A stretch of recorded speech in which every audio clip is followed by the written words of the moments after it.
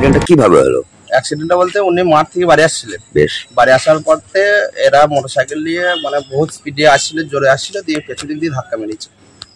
তখন হবে ওই রাত্রি 9:10-15 মতন হবে। ওই টাইমে ধাক্কা মেরেছে, উনি অপর হয়ে পড়ে গেছে। ওইখানেই ওনার কোনো রকম মানে হালকা নিঃশ্বাস নিতে পারছিলেন, দিয়ে জল ফল সব দিয়ে পাবলিক জড়ো হয়েছে।